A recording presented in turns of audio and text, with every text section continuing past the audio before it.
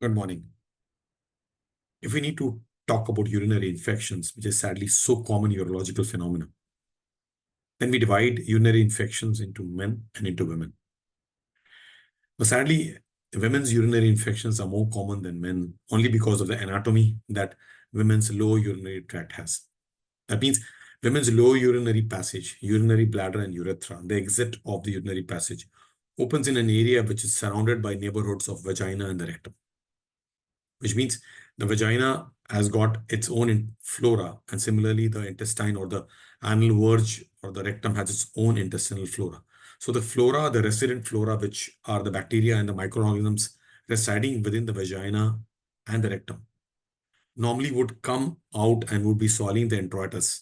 And the urinary passage being so open to the close to the anal verge, it is possible that women develop urinary infections more frequently because of the short urinary passage leading to the entry into the bladder, and the proximity of the vaginal flora and the rectal flora very close to the opening of the urinary passage. And therefore, the demand for hygiene in women of the urinary passage is much higher, only because they at any age group will have vaginal bacteria and rectal bacteria solving the introitus.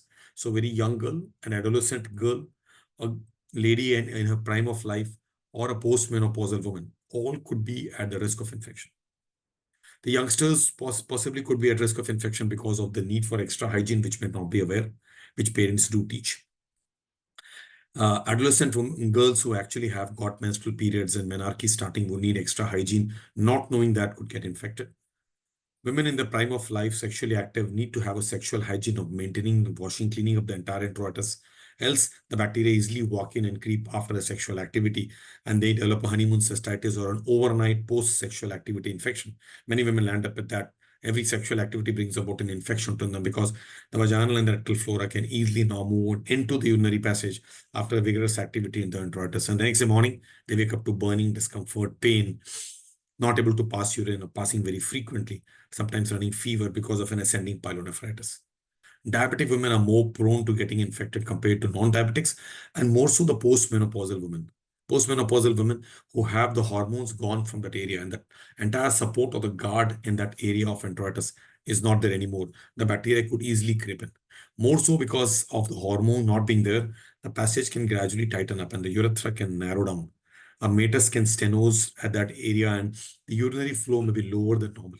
All these happenings are very minute, progressive, and at one point in time, boomerang as an emergency. So it's very important for women to know that urinary infection does develop, and many a times they don't know how to give a urine sample. It always has to be a midstream and a clean cat specimen. Sadly, has never been told to women. What they give is the first sample that they wake up in the morning without cleaning the introitus, which is soiled with bacteria. So a proper urinary sample collection directly is related to a situation where we have to look into how do we take it forward to the next level of concluding that this is a urinary infection. That's first step. The second more important step is to look at, is there a way forward that we don't develop a recurrent urinary infection? Because the entire aspect of urinary meatus is such where infection can happen again and again. Getting my point? So our aspect of looking at women is that they don't develop a second infection. But sadly, recurrent UTI is common in women. And therefore, we need to evaluate these women with evaluation tools, which includes a proper urine test, which is a midstream clean cat specimen for both routine and culture. Looking at their uroflowmetries and identifying if the flow is poor. That means the mechanism with which the urine comes out, has it gone down compared to what it could have been in the younger age group, or is there an obstruction to the flow of urine as a result of a blockage of a urethra? And finally, many of these elderly women may not empty their bladder completely, partly because they are long-term diabetics and they have a higher residual volume which gets infected. So we need to identify these causes and look at women. But let's talk about men. Men and recurrent UTI probably has a reason which has to be picked up compared to women's anatomy only. And those four reasons which I need to count upon, where I see men all 7 days a week at the Kokilaben Ambani Hospital, Department of Urology, as a urologist. Number one is occlusive phimosis. The skin being too tight. The skin being too tight and not being pulled back is called phimosis. The phimosis, which is completely occlusive and the skin has not been pulled back, hygiene has not been maintained, and probably did not know that that is an important part of the hygiene, though we clean up ourselves every day in the washroom. This is aspect of care which has been missing. And many men who are non-circumcised may not be doing this very regularly. They may have a very tight skin. It will be too sensitive for them to clean up. And therefore, phimosis, the occlusive phimosis could be a cause where the urethra is obviously normal, the prostate is normal, but the phimosis of tight skin through which the urine normally exits of the body is too tight a skin around. That's not been pulled back, that's not being pliable, that's not being washed, and there are a lot of contents in the prepuce. Men develop recurrent UTI because of occlusive phimosis. It happens. Is there, if they are diabetics, they can develop recurrent balanoposthitis, recurrent infection, sometimes pus discharge, redness. Sadly, they keep applying ointments out there and taking medicines. The treatment, therefore, is a cure, which means to do a proper circumcision where you remove that extra amount of skin, expose the glands, and probably look at a circumcised male who's self-hygiened. The second common cause of recurrent urinary tract infection or urinary infection in men, which has not been looked at and treated, is a urethral stricture, the blockage in the urinary passage. That blockage in the urinary passage could be a result of a possible past inflammation, a urethral trauma, an injury, an accident, or possibly a catheter-related aspect where the urethra is tightened up. Stricture is a narrowing of the urethra.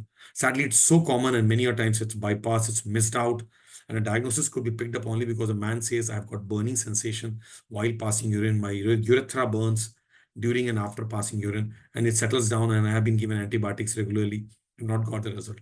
All that we require is to see a uroflowmetry. How good is the flow? A uretherogram and a calibration shows the site of obstruction and probably can be cured by a urethrotomy in a softer mucosal stricture, but majority of them would require a proper curative treatment called a urethroplasty.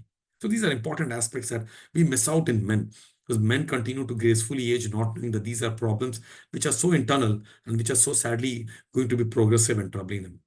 Men in their 40s to 80s could have a prostate which may be enlarging on the ultrasound, but may also causing an occlusion or blockage of the urinary passage that has been adjusted very well over days, weeks, months, years, decades, and we adjust to it.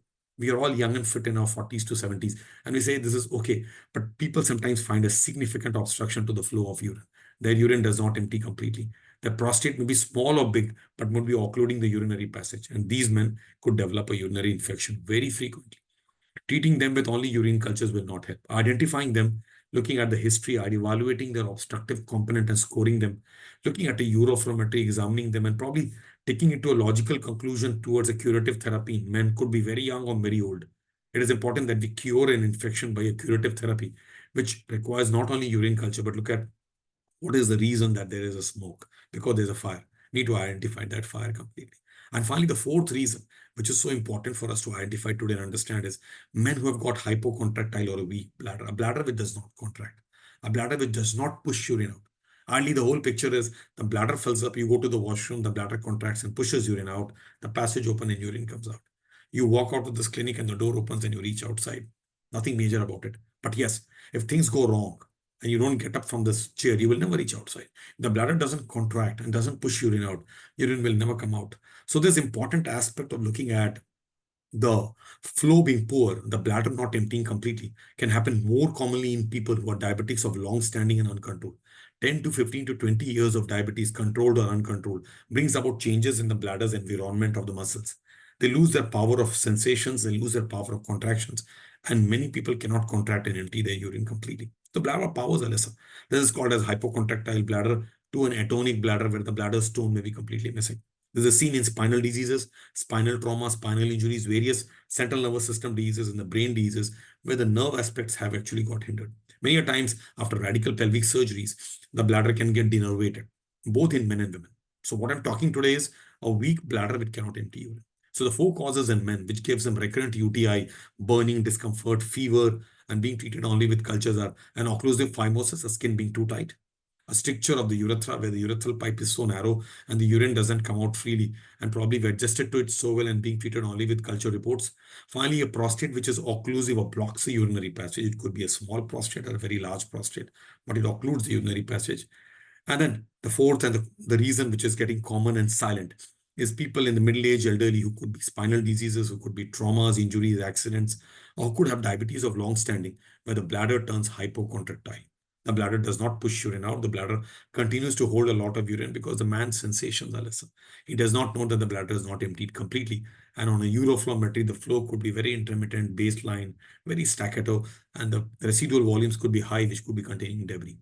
So men with recurrent UTI always have a cause. Women with recurrent UTI in the younger age group could just be demand for extra hygiene. The anatomy may be normal. They anatomically may not be very abnormal. Their anatomy changes at the postmenopausal age group where the meatus tightens up, the urethra may turn tighter, the bladder weakens up in diabetic elderly women and women who have long-standing habit of losing the elasticity by holding a lot of urine in the bladder. So I think the lower urinary tract behoves a lot of aspect of the way you take care of it, the way you pick up things and complain to your urologist. And therefore, it is important to identify your complaints and see your urologist in your city. At the Kokilaben Ambani Hospital, in the Department of Urology at the second floor, we look into this aspect of care where we identify trouble that has been there but has not been picked up. You've been treated for something around. Therefore, it's important for us to look at recurrent UTI in men, cannot be left alone by just a urine routine and culture, given some antibiotics, got some therapy, some result, and then it comes back with a bigger bang and a bigger bang. And who knows, an emergency. All men with UTI need to be evaluated to a logical conclusion. Thank you so much.